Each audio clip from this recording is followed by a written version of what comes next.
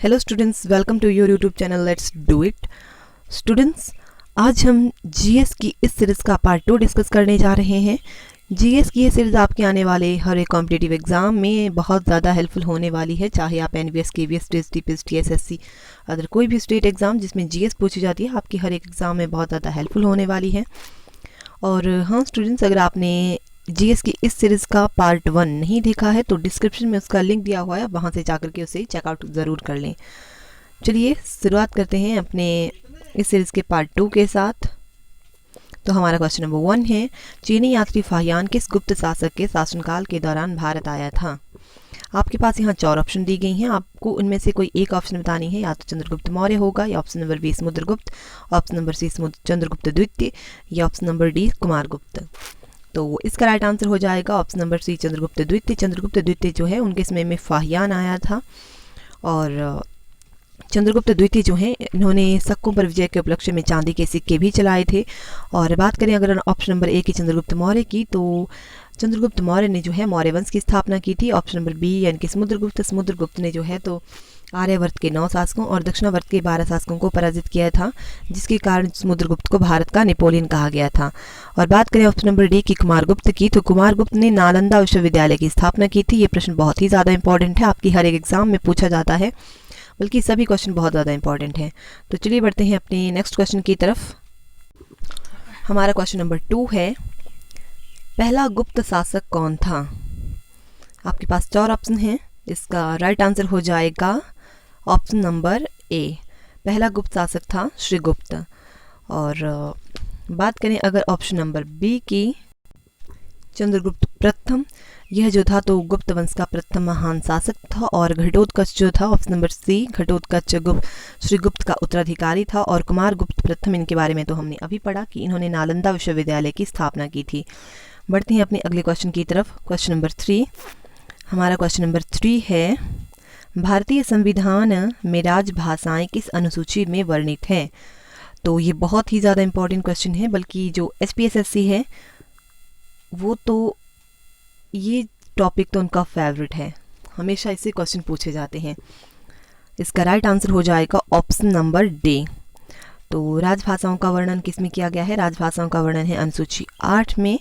और बात करें अगर ऑप्शन नंबर ए की अनुसूची 5, तो इसमें विभिन्न अनुसूचित क्षेत्रों और अनुसूचित जनजाति के प्रशासन और नियंत्रण के बारे में उल्लेख किया गया है। और अनुसूची 6 में असम, मेघालय, त्रिपुरा और मिजोरम राज्यों के जनजातीय क्षेत्रों के प्रावधान इसमें दिया गया है। और अनुसूची 7 में जो है तो केंद्र एवं राज्यों के बीच शक्तियों के बंटवारे के बारे में वर्णन किया गया है। इसमें यानी कि इसमें जो 3 सूचियाँ होती हैं, संघ सूची, राज्य सूची व समवर्ती सूची का प्रावधान जो है अनुसूची 7 में है। तो बढ़ते हैं अपने अगले क्वेश्चन की तरफ। क्वेश्चन नंबर 4, तो हमारा क्वेश्चन नंबर 4 है, डोगरी भाषा भारत के किस राज्य क्षेत्र में बोली जाती है? तो इसका राइट आंसर हो जाएगा ऑप्शन नंबर ए, यह बोली जाती है जम्मू कश्मीर प्रांत में। जो डोगरी जो है, डोगरी भारत के जम्मू और कश्मीर प्रांत में बोली जाने वाली एक भाषा है। और वर्ष 2003 में 52वें संविधान संशोधन अधिनियम के द्वारा भारतीय संविधान की 8वीं अनुसूची में इसे शामिल किया गया था। तो बढ़ते हैं अपने अगले क्वेश्चन की तरफ। क्वेश्चन नंबर 5, तो हमारा क्वेश्चन नंबर 5 है, भूगोल का जनक किसे कहा जाता है? तो भूगोल का जनक किसे कहा जाता है? भूगोल का जनक माना जाता है हिप्पार्क्स या हिकेटियस को। ठीक है, हिप्पार्क्स और हिकेटियस भी नहीं कहते हैं। और बात करें अगर ऑप्शन नंबर ए की, तो इरेटोस्थनीज जो हैं इन्हें व्यवस्थित भूगोल का जनक व ज्योग्राफिका शब्द का प्रथम प्रस्तावक माना जाता है। और हेरोडोटस जो हैं इन्हें इतिहास का पिता माना जाता है। तो चलते हैं अपने अगले क्वेश्चन की तरफ। क्वेश्चन नंबर 6, पृथ्वी की 3 सकेंद्री परतों में ऊपर से दूसरी परत का नाम क्या है? पृथ्वी की 3 सकेंद्री परतों यानी कि पृथ्वी की जो आंतरिक संरचना है उसे कितने भागों में बांटा गया है? उसे 3 भागों में बांटा गया है। सबसे ऊपर वाली परत जो है उसे हम क्रस्ट कहते हैं, और जो मिडल वाली जो है उसे हम कहते हैं मेंटल, और जो सबसे लास्ट वाली जो परत है इसे हम कहते हैं कोर। जो क्रस्ट है, क्रस्ट जो है ये मिलकर बनी हुई है, सबसे ऊपर वाली परत ये सिलिका प्लस एल्यूमिनियम से मिलकर बनी हुई है।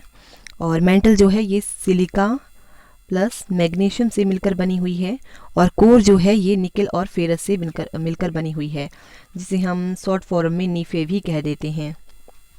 ठीक है, तो हमसे पूछा है कि ऊपर से दूसरी परत का नाम क्या है।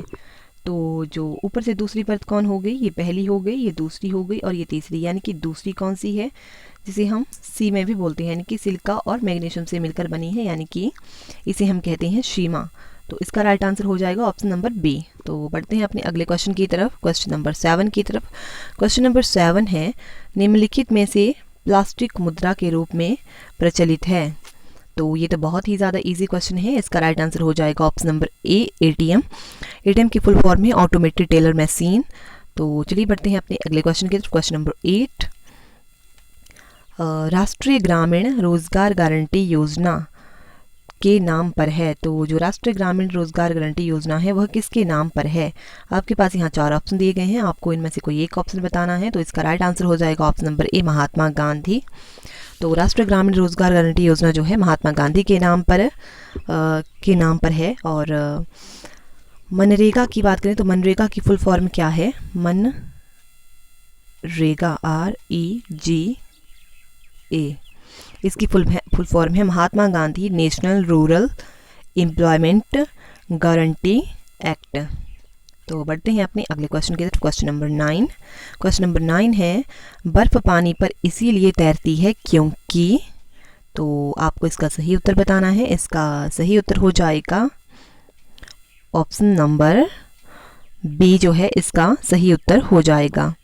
तो ऑप्शन नंबर बी में हमें यहाँ पर क्या दिया गया है, ऑप्शन नंबर बी है, बर्फ़ का घनत्व पानी से अपेक्षाकृत कम होता है। तो जो बर्फ़ होती है, बर्फ़ पानी पर इसीलिए तैरती है क्योंकि बर्फ़ का घनत्व पानी से अपेक्षाकृत कम होता है। ठीक है, तो चलते हैं अपने अगले क्वेश्चन की तरफ, क्वेश्चन नंबर 10 की तरफ, जो हमारा लास्ट क्वेश्चन है।